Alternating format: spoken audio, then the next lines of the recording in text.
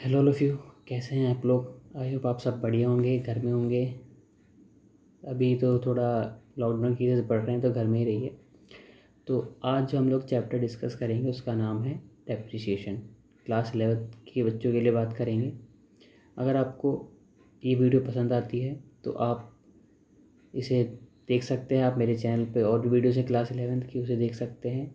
और अगर class 12th का कोई बच्चा देख रहा है तो उससे अगर किसी टॉपिक पे, किसी पर्टिकुलर टॉपिक पे शॉर्ट वीडियो चाहिए तो आप मुझे ज़रूर बताएं कमेंट करके, मैं उस पर वीडियो ज़रूर बनाऊंगा। तो बात करते हैं डेप्रिसिएशन। डेप्रिसिएशन क्या होता है? इसकी एक सिंपल सी मीनिंग है, it is a fall in value of asset. It is a fall in value of asset. किसी भी एसेट की वैल्यू में कमी करने को ही क्या कहते हैं? डेप्रिसिएशन कहते हैं। अब वो कमी किसी भी तरीके से हो सकती है, या तो आप उसे इस्तेमाल कर रहे हो, समय बीतने के साथ यानी टाइम पीरियड जो होता है वो बीतता है। तीसरा, उस एक्सीडेंट हो जाना या कुछ वियर एंड टियर के कारण होता है। तो ऐसे कुछ रीजंस होते हैं जिसके कारण जो असेट की वैल्यू है कम होती है। इन्हीं रीजंस को हम क्या कहते हैं? डेप्रिसिएशन कहते हैं। ठीक है, क्लियर आप लोगों को? जैसे मैंने इसमें बात की थी यूज़ ऑफ एसेट। आप जैसे जैसे एसेट यूज़ करेंगे वैसे वैसे उसकी वैल्यू कम होती रहेगी। आपने आज एक फ़ोन ख़रीदा है तो आज से 1 साल बाद क्या उस फ़ोन की वैल्यू वो रहेगी? नहीं रहेगी। ठीक है, तो इसी को हम क्या कहते हैं? डेप्रिसिएशन कहते हैं। Efflux of time. और जैसे फ़ोन है, मैंने नया फ़ोन लिया, उसे यूज़ करा, यूज़ करने की वजह से 1 साल बाद उसकी वैल्यू कम हो रही है, इट्स फाइन। लेकिन मैंने नया फ़ोन लिया और उसे नए फ़ोन को बॉक्स भी ओपन नहीं किया मैंने, और उसे तिजोरी में बंद कर दिया। अब 1 साल बाद मैंने तिजोरी में से निकाला, मैंने सोचा भाई अगर इसके अंदर, अपनी तिजोरी के अंदर 10,000 रुपये रखता तो 1 साल बाद भी 10,000 रुपये रहते। तो फ़ोन रख देता हूँ मैं, फ़ोन भी 1 साल बाद 10,000 वाला फ़ोन 10,000 का ही रहेगा। बट ऐसा नहीं होता। 1 साल बाद उस फ़ोन को भले ही आपने यूज़ ना किया हो, बट 1 साल बीतने की वजह से उस फ़ोन की वैल्यू ऑब्वियस सी बात है कम होगी। तो वो भी एक तरह से डेप्रिसिएशन है, डेप्रिसिएशन का टाइप है। तीसरा मैंने बोला एक्सीडेंट। एक्सीडेंट मतलब फ़ोन आपने लिया, मैं फ़ोन का एग्जांपल लूँगा क्योंकि हर किसी के पास फ़ोन है तो हर कोई इस एग्जांपल को रिलेट कर पाएगा। आपने फ़ोन लिया, 1 दिन बाद फ़ोन क्या हो गया? गिर गया आपके हाथ से, उसकी स्क्रीन टूट गई। ठीक है, तो गिरने की स्क्रीन टूटी तो आपको वारंटी हो भी तो भी उसका कुछ फ़ायदा मिलेगा नहीं, क्योंकि आपकी गलती की वजह से स्क्रीन टूटा है, तो वारंटी भी काम नहीं आएगा। तो आप उस फ़ोन को बेचने जाओ तो जाहिर सी बात है कुछ भी नहीं मिलेगा। ठीक है, आपको फिर पहले बेचने के लिए पहले इसको स्क्रीन को सही कराना पड़ेगा, उसमें आप खर्चा करोगे तब भी उतने का नहीं बिकेगा। क्लियर है? अगर पूरा ही टूट जाए तो क्या बेच पाओगे? नहीं बेच पाओगे आप। तो एक्सीडेंट के कारण भी असेट की वैल्यू कम होती है। चौथा इसमें एक होता है ऑब्सोलेंस। ऑब्सोलेंस मतलब क्या होता है? किसी नई टेक्नोलॉजी के आने की वजह से पुरानी टेक्नोलॉजी के जो प्रोडक्ट थे वो उनकी वैल्यू कम हो जाती है। आजकल जैसे अभी 4G फ़ोन्स चल रहा है, 5G फ़ोन्स आ गए।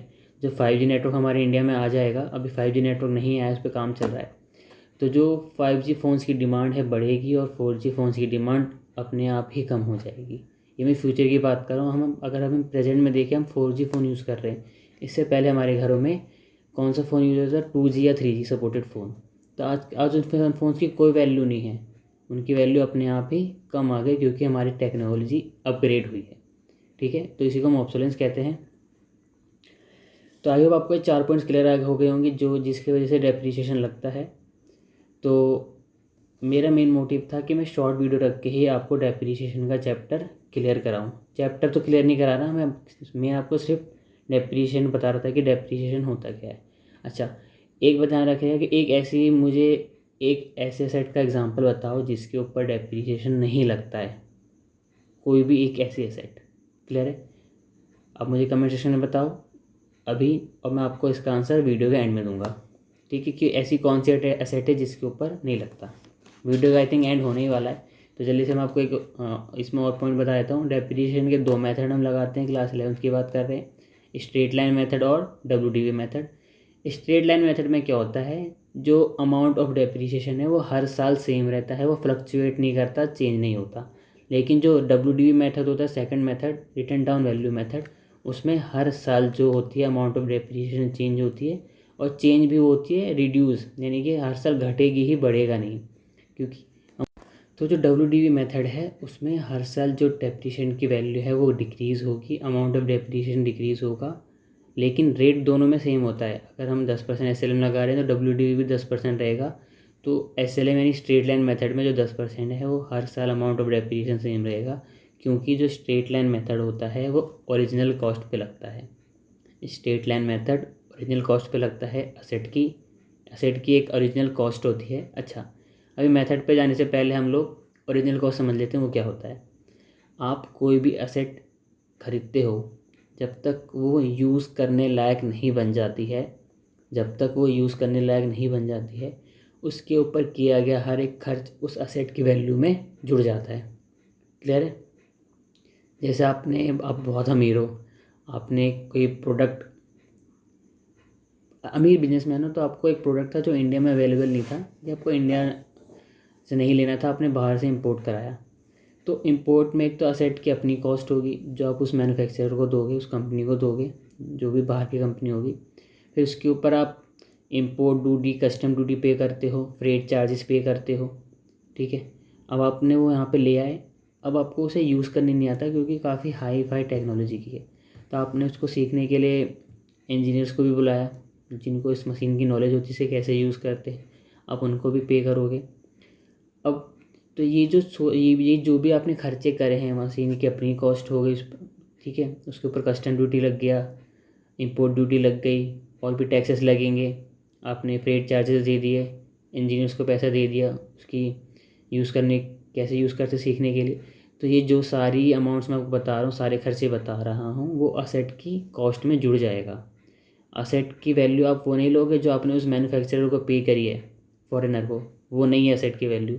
उसके बाद जो भी आपने खर्चे करे हैं उसको यूज़ में लाने के लिए वो सारे खर्चे किस में जुड़ जाएंगे, उस असेट में जुड़ जाएंगे जो भी आपने परचेज़ किया है। चाहे वो इंपोर्ट का केस हो या भले ही आपने इंडिया में ख़रीदा हो, इंडिया में आपने किसी बाहर के स्टेट से ख़रीदा है, तो उस स्टेट से अपने स्टेट में लाने के लिए आप जो भी खर्चे दोगे, फ्रेट चार्जेस दोगे, ट्रांसपोर्टेशन चार्जेस दोगे, तो वो सारा उस असेट की वैल्यू में जुड़ जाएगा। उसी को हम क्या कहते हैं, हिस्टोरिकल कॉस्ट कहते हैं। क्लियर है? तो जो स्ट्रेट लाइन मेथड होता है वो हिस्टोरिकल कॉस्ट के ऊपर लगता है। क्लियर है? उसका फॉर्मूला भी देख लेते हैं क्या होता है।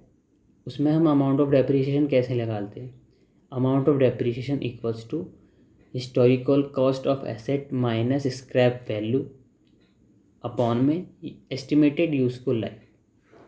यानी कि एसेट की हिस्टोरिकल कॉस्ट कितनी है जब आपने ख़रीदा पुट टू यूज़ में लाने के लिए, माइनस आपको अगर जैसे कि उसकी यूज़फुल लाइफ 10 साल है, 10 साल आपने एस्टिमेट किया कि हाँ 10 साल चलेगा। जैसे हम लोग फ़ोन लेते हैं तो हम लोग जज कर लेते हैं, चलो भाई 2 साल चलेगा, 3 साल चलेगा, आजकल क्वालिटी अच्छी नहीं आ रही। पहले ही फ़ोन चल जाते थे, नोकिया के कीपैड फ़ोन लोग 10-10 साल चलाते थे, उसके ऊपर मीम्स भी काफ़ी बनते हैं।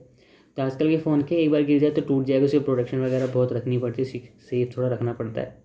तो हमें पता है 2-3 साल चलेगा, नहीं भी चलेगा तो हम पैसा बहुत है भाई, हमें तो फ़ोन चेंज करना ही है। आजकल नए नए फ़ोन आ रहे हैं, 4G के बाद 5G, 5G के बाद अदर फीचर्स वाले फ़ोन आएंगे।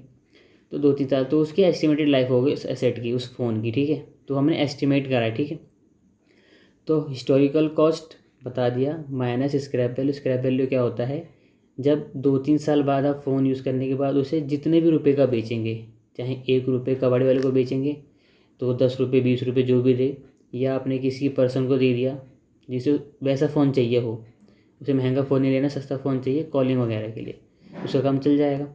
तो वो उसकी स्क्रैप वैल्यू हो गई कि आपने जब पूरे टाइम तक उसको यूज़ कर लिया, यूज़ करने के बाद जब आप जितने का भी बेच रहे हैं वो उसकी स्क्रैप वैल्यू। तो जितने का आपने ख़रीदा था हिस्टोरिकल कॉस्ट, उसमें सारे खर्चे जोड़ दिए, माइनस कि यूज़ करने के बाद जो भी एस्टिमेटेड यूज़फुल लाइफ है उसमें से यूज़ करने का जो जितने का आप बेचेंगे वो स्क्रैप वैल्यू है, दोनों का डिफरेंस डिवाइड में उसकी यूज़फुल लाइफ। तो आपको हर साल का अमाउंट ऑफ डेप्रिसिएशन पता लग जाएगा स्ट्रेट लाइन मेथड के अंदर। लेकिन WDV में ऐसा नहीं होता है।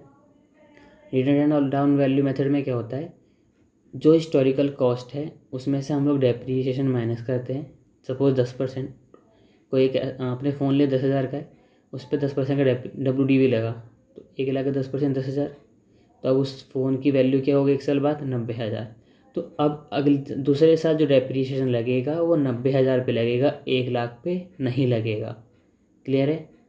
यानी कि उसमें असेट की वैल्यू हर साल जो डिक्रीज़ होकर बचती है उसी के ऊपर अगले साल डेप्रिसिएशन चार्ज होता है। लेकिन जो स्ट्रेट लाइन मेथड होता है उसमें तो स्ट्रेट लाइन मेथड में क्या होता है, जो स्टार्टिंग में उसकी हिस्टोरिकल कॉस्ट थी एसेट की, उसके ऊपर जितना डेप्रिसिएशन आपने कैलकुलेट करा, 1 लाख का 10% 10,000, तो हर साल एवरी ईयर आप लोग 10,000 रुपये ही चार्ज करोगे एसेट्स के ऊपर। जैसे पहले साल 1 लाख का 10% 10,000, तो अगले साल उसकी वैल्यू 90,000 बची, तो अगले साल भी आप 10,000 माइनस करोगे, 90,000 माइनस 10,000 80,000, 80,000 माइनस 10,000 70,000, 70,000 माइनस 10,000 60,000। जब तक वो अपनी स्क्रैप वैल्यू के अमाउंट तक नहीं पहुंचता है तब तक आप लोग डेप्रिसिएशन चार्ज करोगे। क्लियर है? ये तो अमाउंट ऑफ डेप्रिसिएशन है। अब आपको अगर इसे परसेंटेज में कन्वर्ट करना हो, क्योंकि कई बार क्वेश्चन में आपको रेट ऑफ डेप्रिसिएशन नहीं गिवन होता है, ज़्यादा क्वेश्चन में आपको रेट ऑफ डेप्रिसिएशन गिवन होगा कि भाई 5% लगाना है, 10% लगाना है, 15% लगाना है। तो अगर बाई चांस कभी आपको रेट नहीं गिवन तो कैसे आप फाइंड करोगे? तो उसके लिए आपको सबसे पहले अमाउंट ऑफ डेप्रिसिएशन निकालना पड़ेगा। आपको बाकी चीज़ें गिवन होगी, हिस्टोरिकल कॉस्ट गिवन होगी, स्क्रैप वैल्यू गिवन होगी, एस्टिमेटेड लाइफ गिवन होगी। अगर रेट गिवन नहीं है तो सबसे पहले आप अमाउंट ऑफ डेप्रिसिएशन निकालोगे, उससे ही आपका रेट ऑफ डेप्रिसिएशन निकलेगा। कैसे? जो भी अमाउंट आया है डेप्रिसिएशन का, उसको हम लोग क्या करेंगे, एक मिनट,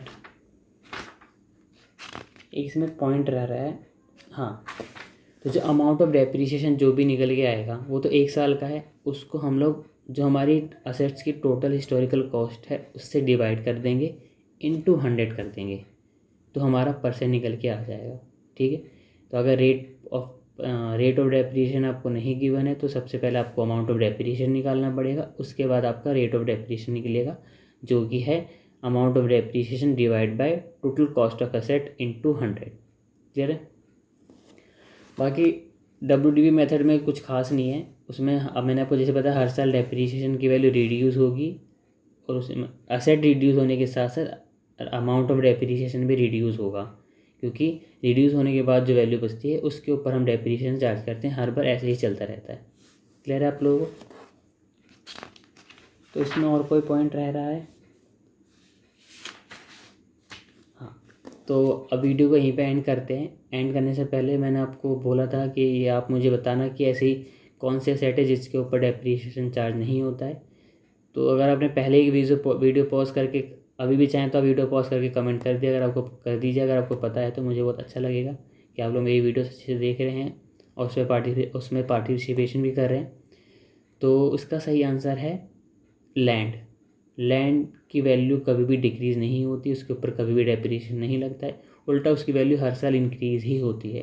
वो कुछ रेयर केसेस होते हैं जैसे डिमोनेटाइजेशन हो गया, या तो उसकी वजह से रेट डिक्रीज़ हो गए थे, तो कुछ पॉलिटिकल रीजंस की वजह से होते हैं या गवर्नमेंट पॉलिसीज़ की वजह से लैंड की वैल्यू डिक्रीज़ हो सकती है, लेकिन जनरली लैंड की वैल्यू हमेशा इंक्रीज़ ही होती है। तो आई होप आप इस सॉल्यूशन से सेटिस्फाइड होगे। तो वीडियो पसंद आई हो तो वीडियो को लाइक और सब्सक्राइब कर देना। तो मिलते हैं आपको अगली वीडियो में। बाय।